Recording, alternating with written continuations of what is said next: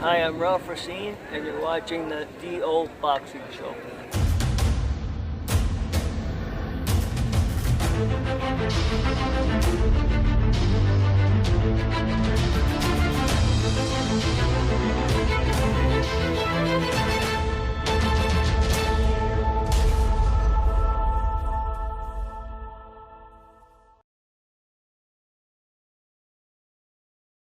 We really need to get your story out there. You're a world-ranked fighter, and it's important that your story is being told. So for the fans who don't know Ralph, or the fans that do know Ralph, just to let you know the level that Ralph was fighting at, and some of the people Ralph fought in his career. Ralph beat former Canadian champion and world-ranked fighter Al Ford 3 times. He defeated Larry Stanton in a 10-round decision. He fought Nicky Furlano, another top fighter in the world. He had a TKO over the 10th-ranked fighter in the world, Ezequiel Coco Sanchez. And Ralph fought the 9th-ranked fighter by the WBC, Marco Barahona, and lost the controversial split decision, which many people thought Ralph had won. He fought the Kronk Gym's first world champion, Hilmer Kenty, and had him down on the canvas in the first and second rounds, and lost a very close decision to Kenty. And once again, a lot of fans were not happy with the decision. Kenty went on to win the WBA Lightweight Championship of the World 7 months later. Ralph also had 2 very tough fights with another world-ranked fighter, Gaetan Hart, as well. Ralph could really punch, and he proved that he was one of the top fighters in the world at the time. So Ralph, I heard that your grandfather, Tex McEwen, used to box as well. Yes, my grandfather Tex used to be a professional fighter too. One of the classic things with him was he was a sparring partner with Jack Dempsey.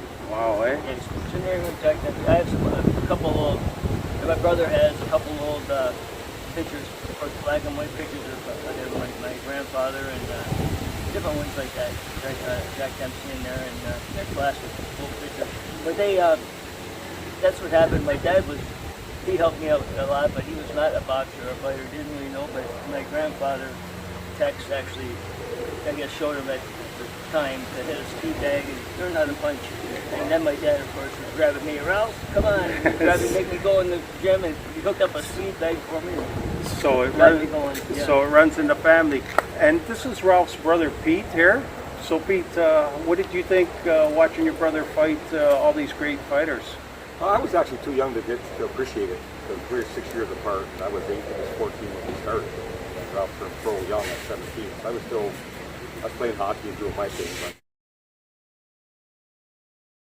But At the time you turned pro in Niagara Falls, there was no professional gym. So I heard that you had gone to Buffalo and other places.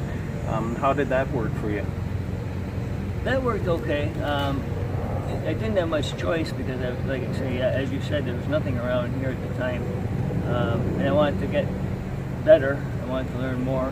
And there was Fontiel I started, but that went so far too. And then I heard there was a manager out at Singer's Gym in Buffalo, downtown Buffalo, and he knew me. He had seen me fight once, and he liked me. And when I found out about that gym. I heard about it somehow, and I went there, and I ran into him, and it sort of went from there. He started training me. He liked me. He went, and I just had a few more amateur fights there. And then he sort of convinced me into turning professional, and I thought, maybe I will. So, and when you started fighting pro, you done good at the start, and apparently, from what I have heard, is you really developed the right hand after a while. Yeah, practice and left hook too. Left hook. Yeah, I'm not bragging about left hook. It took a lot of practice, but yeah, I did a lot of that on the heavy bag, and you don't realize how much work has to be done before you. A lot of people don't, I don't think. Before you go in the ring might look so easy. You make things look easy, yes, because of the shape you're in and everything else. But that's the way it is. I want to say too, there was one fight I did have in Winnipeg with Al Ford. I went to, they were all 10 round main events with him. And I beat him to the decision. I was happy, my hands were up. I go walking, back into my room, I was going to change and party a little bit, and I ended up passing out. Wow. So where I spend my night celebrating in the hospital. So we were wondering if something was maybe happening there, but not, not visiting or something in the brain injury or something like that, because I didn't really get injured. And that was the first fight with Al Ford? I'm not quite sure, first or second, because I did fight him that 3 times or so. Yeah, you beat him all 3 times. Yeah. Wow. Yeah. And he was a world-ranked fighter, he was a good fighter. one heck of a fighter for sure. Long arms, long reach, and just a pretty good hitter. So I every time I fought him, I had to be in top shape. I felt that almost for all my fights. So if I wasn't in top shape, I didn't feel comfortable. Well, that's something that the young fighters and the up-and-coming fighters need to know. As yourself fighting and going through an injury, a boxing injury. I mean, you know yourself, boxing's a very unforgiving sport, and you can't take it lightly. You have to always be in shape, or bad things can happen. Yep. And not in your case, because you were always in shape and ready to go. Yeah, and even then when you are, still things can happen. You might go into the other guy might be in, who knows, might be more experienced, a punch or two or whatever it is. You might have a hard time anyway, even though you are in A1 shape. Oh yes, for sure. That's the way it is. So it's nice to get, someone when you're coming up, when you're turning pro. If you do turn pro, is to get the proper matches. Don't be pushed in over your head. And it's just hard, like I said, you don't have one to And the other thing too, turning pro, making sure you have the right people around you. You have to have the right managers, right trainers, people who actually care and are going to look after you. Because without that, you're just a piece of meat to some people, right? Sure. Ralph, after your fight with Coco Sanchez, Teddy Brenner of Madison Square Gardens then brought you back to New York to take on a tough, talented Nicaraguan super featherweight who was ranked number 9 by the WBC, Marco Barahona. This is what was written about your fight with Barahona. Marco Barahona, a stablemate of Alexis Arguello, was a test for Ralph Racine if he would be a capable opponent for the explosive thin man, and possible May 21, 1979 bout at Madison Square Garden. With Arguello in attendance watching, the near 23-year-old, 5'9", 133-pound Ralph was pressed early and rocked the 22-year-old, 5'8", 135-pounder. Barahona backed on his heels in the first 2 rounds with his devastating right hand while trying for an early stoppage. Ralph was overwhelming Barahona with his strength and looked like it was going to be a blowout. After getting outboxed in rounds 5, 6, and 7, Racine started to land some decent punches in 8 and was able to catch the fleet-footed opponent with a good left hook that shook him. Then he followed up with several good combinations, forcing Barahona to flee.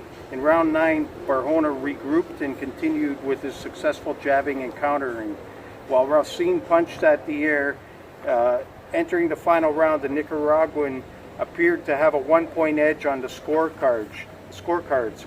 Coming out in the 10th round, Racine attacked much like he did in the Ezekiel Coco Sanchez fight. Racine stalked the slick Barahona while trying to land the right hand. Barahona was able to slide and stay away until late in the round when he got caught with a hard left hook that buckled his legs. The Felt Forum fans arose from their seats cheering while Ralph pounced on him, stunned his opponent, and bombed away with right hands.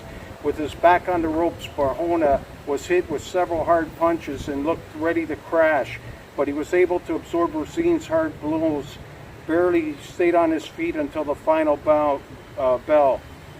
Marco Barahona was awarded a disputed 10-round split decision, and Ralph was hot after the fight. After the 10-round split decision loss to Marco Barahona, the Niagara Falls fighter is one of the best lightweights in the boxing today, as manager John Sudiak said. and would seek a rematch with Barahona late in May in New York to set the record straight. So tell us about the fight with Barahona and your thoughts, Ralph. It was a hard fight. Barahona was not a devastating puncher. He was a good boxer. He had a little bit of height, tall and lean and stuff, but he was just a little harder to hit because he was moving around. I had a hard time sometimes with fighters, more boxers than sluggers. I did a little better when guys were coming right at me. Yeah. But he was in good shape, and I just didn't. I don't know what it was. I didn't quite fight my best, but he was a good. I don't take it away from him. He was a good boxer. And I think he fought some top contenders himself. And it was just a little upsetting. I just from the one fight I did really well against Okpo, and then to come in and lose a fight like that didn't go too well. But that was a split decision loss as well. So Yeah. obviously, people are the judges and the fans also thought that it could have went either way as well. Yeah, but and that just shows where you stand as a fighter because he was ranked number 9th in the world, and you're bouncing him all over the place in the final rounds. That just shows that you belonged and you deserved to be there, and that's a testament to you as a fighter too.